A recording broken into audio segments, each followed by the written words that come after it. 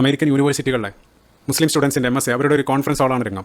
അവിടെ നമസ്കാരമായിട്ട് ബന്ധപ്പെട്ടിട്ടുള്ള ഒരു വിഷയം സംസാരിക്കാൻ വേണ്ടി പ്രഗത്ഭനായിട്ടുള്ള ഒരു പണ്ഡിതനെ, ഉജ്ജ്വല വാഗ്മിയായിട്ടുള്ള ഒരു പണ്ഡിതനെ അവർ ആ വിഷയം ഏൽപ്പിച്ചു. അങ്ങനെ 10,000 തിങ്ങി നിറഞ്ഞ് ആ സദസ്സ് മുഴുവൻ അയാളുടെ വാക്കുകൾക്ക് വേണ്ടി കാതു കൂർപ്പിച്ച് നിൽക്കുകയാണ്. അങ്ങനെ അയാളെ സദസ്സിലേക്ക് കയറി വരാണ്. പതിവിന് തികച്ചും വിപരീതമായിട്ട് അയാൾ കീശയിൽ നിന്നും ഒരു തുണ്ട് പേപ്പറുകൾ എടുക്കുകയാണ്. എന്നിട്ട് അതിലുള്ള ചില കാര്യങ്ങൾ, ഖുർആനും ഹദീസുകളെല്ലാം അയാൾ ധൃതിപ്പെട്ട് വായിച്ചു പോവാണ്. സദസ്സിലേക്ക് നോക്കുന്ന പോലില്ല, ഐ കോൺടാക്ട് ഒന്നും ഇല്ലാതെ ആ രൂപത്തിൽ അയാൾ വായിക്കുകയാണ്. ശേഷം അയാൾ അത് കഴിഞ്ഞപ്പോൾ തല ഉയർത്തി തന്നെ ശ്രമിക്കാനിരുന്ന ആ സദസ്സിനോട് അയാൾ പറഞ്ഞു, സോറി, എനിക്ക് ഇതിനേക്കാൾ പ്രധാനപ്പെട്ട മറ്റൊരു ഫംഗ്ഷൻ അല്ലെങ്കിൽ എൻ്റെ ഒരു പേഴ്സണൽ കാര്യം അറ്റൻഡ് ചെയ്യേണ്ടതുണ്ട്, അതുകൊണ്ടാണെന്ന് പറഞ്ഞ അയാൾ ധൃതിപ്പെട്ട് ഇറങ്ങിപ്പോവാണ്. അപ്പോൾ മൊത്തം ആളുകൾ കൺഫ്യൂഷനാണ്, എന്ത് പണിയാണ് ഇയാൾ കാണിക്കുന്നത്? കാരണം ഇയാളെ ശ്രമിക്കാൻ വേണ്ടിയാണ് നാടിൻ്റെ നാനാഭാഗത്തു നിന്നായിട്ട് ആ ഓഡിയൻസ് മുഴുവൻ അവിടെ തടിച്ചു കൂടിയിട്ടുള്ളത്. അപ്പോൾ അതിനേക്കാൾ ഇമ്പോർട്ടൻ്റ് അയാളുടെ ഒരു പേഴ്സണൽ അപ്പോയിൻമെൻറ്റിന് അത്രയേറെ പ്രാധാന്യം കൊടുത്ത അയാൾ ഈ രൂപത്തിൽ ധൃതിപ്പെട്ട് ഇറങ്ങിപ്പോവാണ്.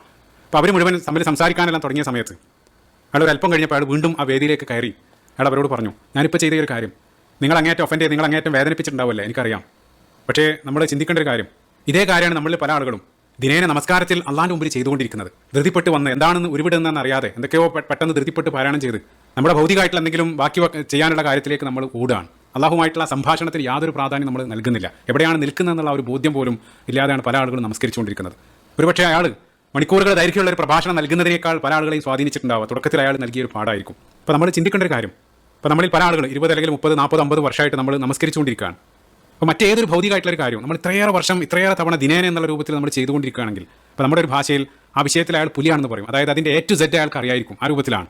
അതേസമയം നമസ്കാരത്തിൻ്റെ ഒരു വിഷയത്തിലേക്ക് വരികയാണെങ്കിൽ അത് ചെറുപ്പത്തിൽ ആ മദ്രസയിൽ പഠിച്ച അതേ രൂപത്തിൽ അതൊരു ഓട്ടോ പൈലറ്റ് മോഡിൽ നമ്മളിങ്ങനെ അനുഷ്ഠിച്ചുകൊണ്ടേയിരിക്കുകയാണ്. അതിൻ്റെ ബേസിക് ആയിട്ടുള്ള കാര്യങ്ങൾ പോലും, അതായത് ദിനേന നിർബന്ധമായിട്ട് 17 തവണ പാരായണം ചെയ്യേണ്ട ഫാത്തിഹയുടെ ആശയം പോലും അറിയാതെ അതിങ്ങനെ ഉരുവിട്ടുകൊണ്ടിരിക്കുക.